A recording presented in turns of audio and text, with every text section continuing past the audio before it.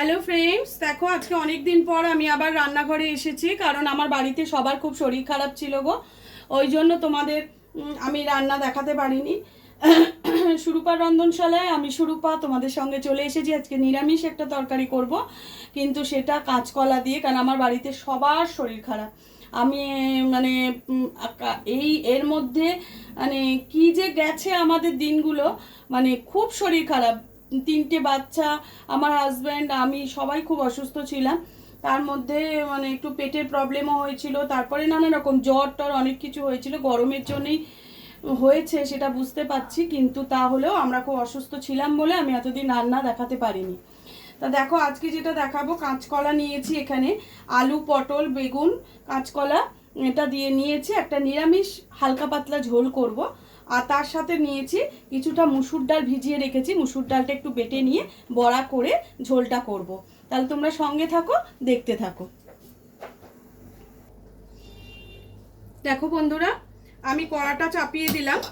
এবার তার সঙ্গে তেলটা গরম হোক। আনাজগুলো আমি ধুয়ে নিয়েছি, আর এর জন্য একটু মশলা করেছি। দেখো আদা বাটা, তার সঙ্গে ধনে জিরের গুঁড়ো দিয়েছি। ধনে জিরে গুঁড়ো, আদা বাটা, এটা বেটে আমি এখানে রেখে দিলাম। আর আমি যে ডালটা দেখিয়েছিলাম মুসুর ডাল, সেই মুসুর ডালটা আমি বেটে নিয়েছি। এবার এর মধ্যে একটু হলুদ আর নুন আমি এই ডাল বাটাটার সঙ্গে মিশিয়ে নেব। হলুদ আর নুন দিয়ে ডালগুলো ছোট ছোট করে আমি কিছুটা বড়া তৈরি করে নেব, বড়ির আকারে। মানে খুব বড়ও করব না, আবার খুব ছোট যে করব তাও নয়। মানে ছোট ছোট ডাল এই ঝোলের সঙ্গে পড়লে ঝোলটা একটু খেতেও ভালো হবে আর খেয়ে নেবে।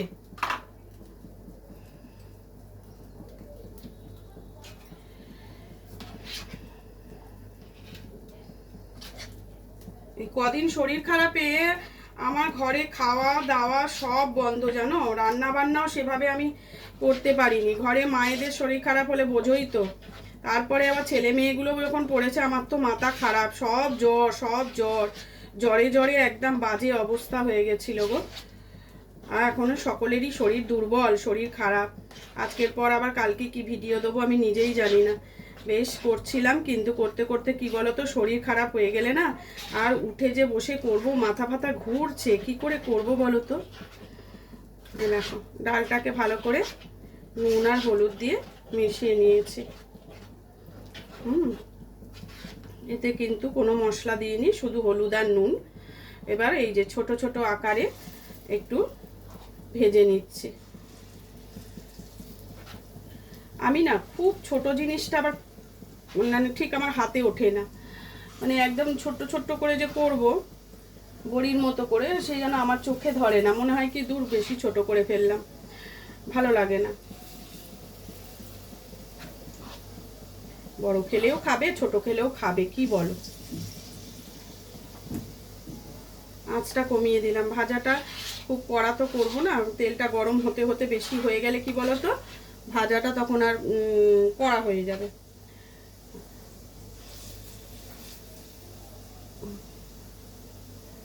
চলো এগুলো ভেজে নিই।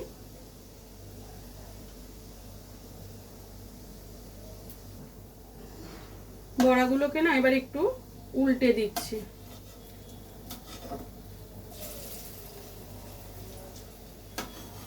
যা গরম না, রান্না করব যে ভালোই লাগছে না জানো। ঘেমে দরদর করে তো ঘামছি, তার মধ্যে শরীর ঠিক থাকলে না একরকম, শরীরটাও তো ভালো না, রান্না করার ইচ্ছেটাই যেন নেই। কিন্তু খেতে তো হবে বলো না। কদিন ধরে তো সেভাবে আমাদের রান্না বান্না হয়নি গো, সেভাবে আমরা খাইও নি। আলু ভাতে, কখনো ভাতে জল ঢেলে খাচ্ছি, মানে কি খাবো বুঝতে পারছি না, আবার রান্নাও করতে পারছি না।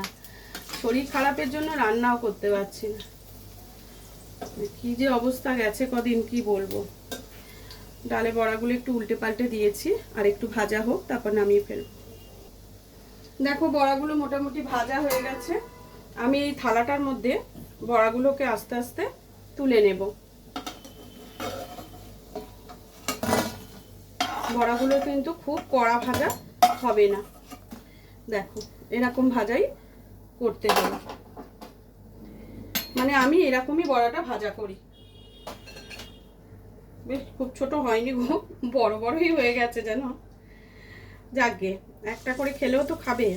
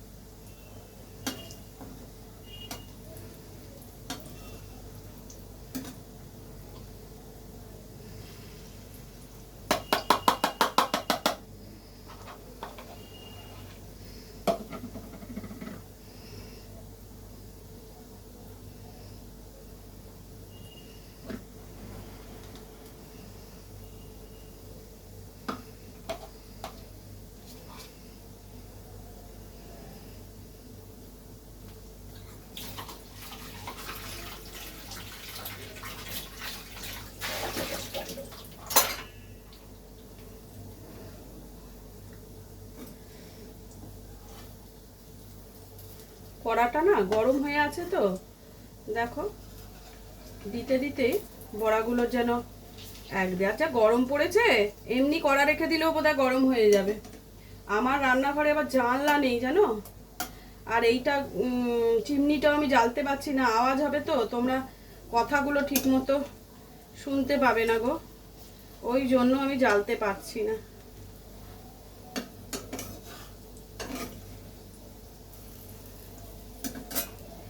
একটু ভাজা হোক। হ্যাঁ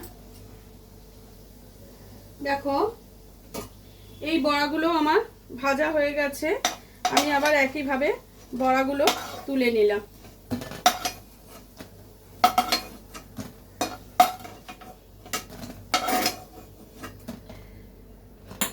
দেখো এই যে কটা বড়া হয়েছে, যা হয়েছে হয়েছে।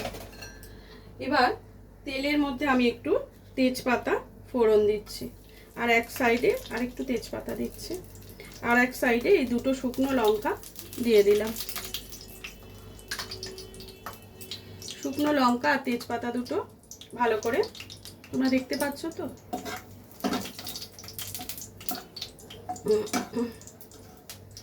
এগুলো একটু গন্ধটা সুন্দর বেরোলেই এর মধ্যে দিয়ে দেবো খানিকটা গোটা জিরে। এসব ঝোলে অনেকে 5 ফোড়ন দেয় জানো তো, আমার না অতটা 5 ফোড়নটা ভালো লাগে না, আমার এই গোটা জিরেটা এতে খুবই ভালো লাগে।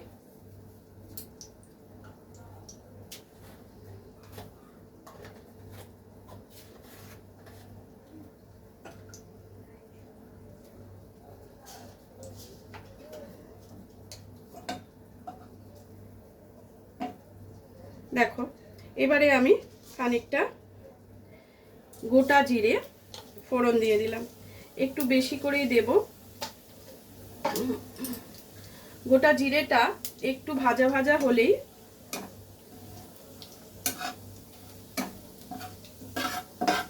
আঁচটা আমি কমিয়ে রেখেছি জানো তো, নাহলে এইসব পুড়ে টুড়ে গেলে না ভাল লাগে না, জিরেটা পুড়বে না, একটু ব্রাউন কালার হলেই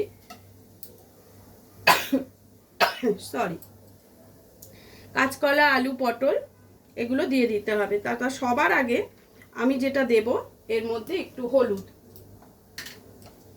একটু নুন, কেন জানো, সবজিগুলো একটু রং ধরবে আর একটু নুনটাও যাবে। দেখো এবার কড়াইয়ে তেলের সাথে নুন আর হলুদটাকে মিশিয়ে নিলাম, নিয়ে পটলগুলোকে আমি আগে দিয়ে দিচ্ছি। তেলটায় মনে হচ্ছে আমার হয়ে যাবে, শরীর খারাপ তো, সব বেশি তেল খাওয়া যাবে না গো, শরীর খারাপ করবে। পটলটাকে হালকা একটু নাড়াচাড়া আমি তেলের মধ্যে করে নেব, খুব কড়া ভাজা নয়, একটু তেলে নাড়াচাড়া করে একটু তেলটা মানে গায়ে লেগে একটুখানি ভাজা ভাজা মতো একটা দিক হলেই আমি উল্টে দিয়ে অন্য সবজি দিয়ে দেব। হ্যাঁ এটাকে যে খুব কড়া করে ভেজে ওদের আজকে খাওয়াবো তা কিন্তু নয়। অন্য দিনের ব্যাপার আলাদা, তখন কিন্তু আমি অন্য সময় হলে পটলটাকে ভেজেই নিতাম। আবার যদি কখনো ওরমভাবে করি তখনও তোমাদের সঙ্গে শেয়ার করব। এইদিকে দেখো না, আমি বসিয়েছি চিকেন স্যুপ, ওইদিকে আঁচে রান্নাটা সেরেই নিচ্ছি। বেলা তো হয়েছে, তাদের তো টাইমে খেতে দিতে হবে না। এই দেখো পটলগুলো মোটামুটি রং ধরে একটু হয়ে গেছে। আর এবার আমি আলু, কাঁচকলা, বেগুন তিনটে একসাথে তেলের মধ্যে দিয়ে দিলাম। আর তিনটেকে একসঙ্গে আমি নাড়িয়ে নেব।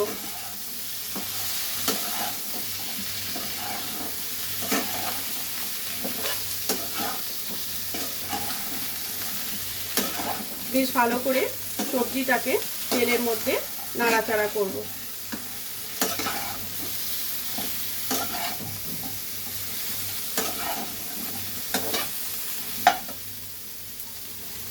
আঁচটা বাড়িয়ে দিলাম।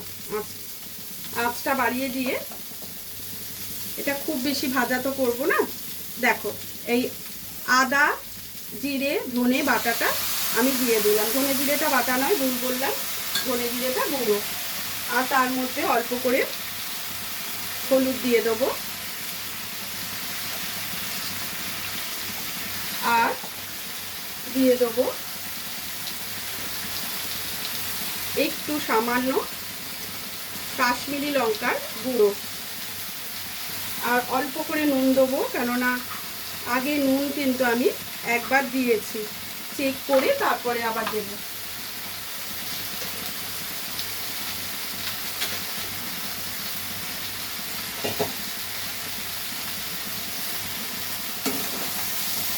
এবার ভালো করে মশলাটা এর সাথে মিশিয়ে নিতে হবে। সামান্য একটু জল দিচ্ছি যাতে আমার মেশাতে সুবিধে হয়।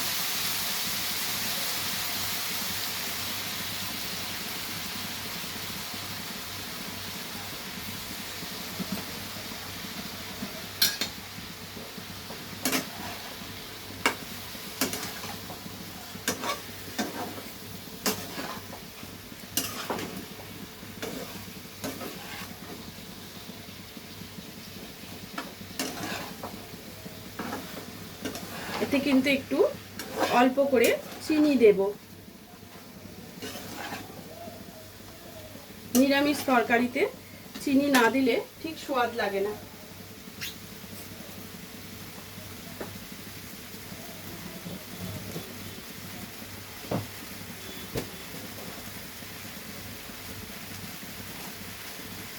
এটা একদম দেখো গুঁড়ো ডাস্ট চিনিটা, যার জন্য একটু পরিমাণটা একটু বেশি লাগবে। দিলাম। এবার পরিমাণে যদি আমার কম হয় তখন আমাকে আবার দিতে হবে।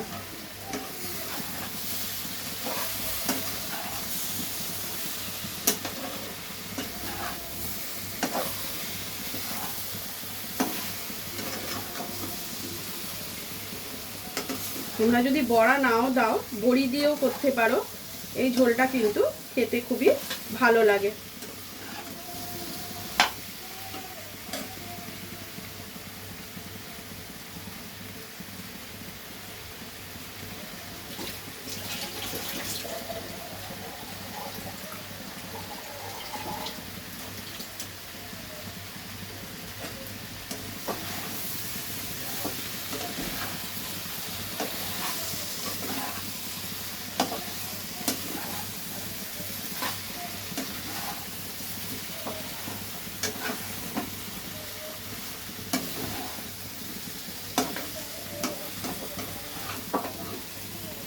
দেখো মশলাটা আমার কষানো হয়ে গেছে।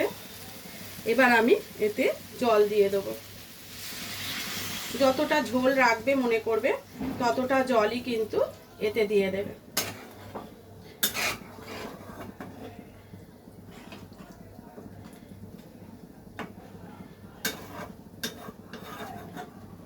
এই ফোড়নের গন্ধটায় ঝোলটার কিন্তু স্বাদটাই চেঞ্জ হয়ে যায়। এবার ঝোলটা হতে থাকুক, আমি এটাকে একটু চাপা দিয়ে দিলাম। আবার সেদ্ধ হলে আমি ঘুরে আসছি। 10 মিনিট হয়ে গেছে। এবার আমি ঘুরে এলাম ঝোলটা একটু চেক করতে।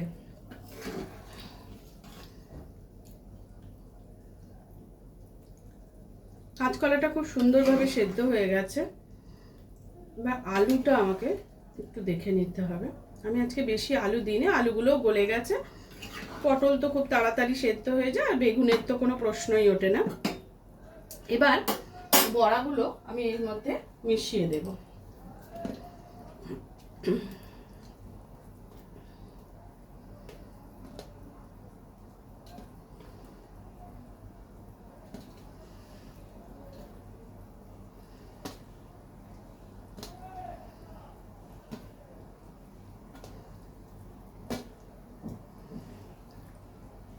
দেখো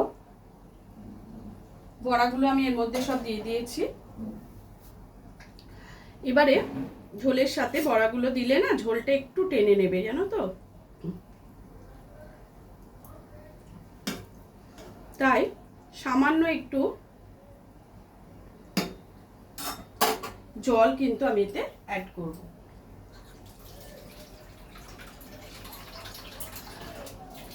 আমাদের কলে না এত গরম জল, দেখো হাত আঙুল দিলে আঙুল পুড়ে যাবে।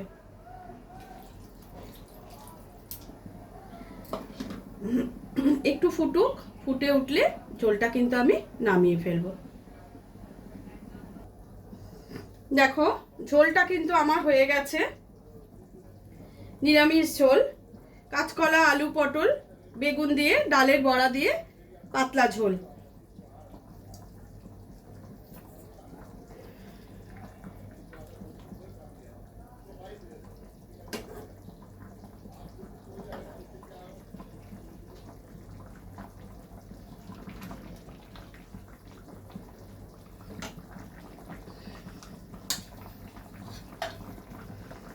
আমি বাটিটার মধ্যে সার্ভ করে তোমাদের দেখাচ্ছি।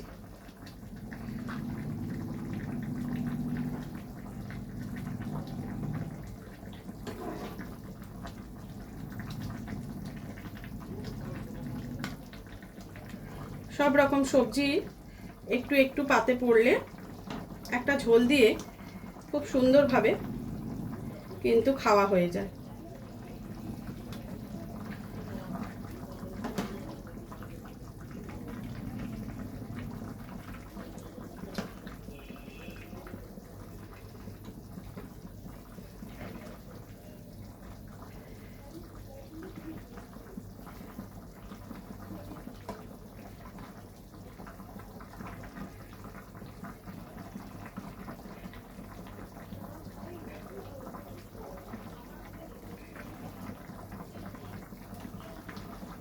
দেখো রেডি হয়ে গেল আমার মুসুর ডালে বড়া দিয়ে কাঁচকলা আলু দিয়ে ঝোল, হালকা পাতলা ঝোল। শরীর খারাপের সময় জানো তো এই ঝোলটাই খেতে খুব ভালো লাগে। ঠিক আছে, আজকের মতো ভিডিওটা এখানে শেষ করছি। আগামী দিন অন্য কোনো ভিডিওর সঙ্গে আবার চলে আসবো তোমাদের কাছে। টাটা।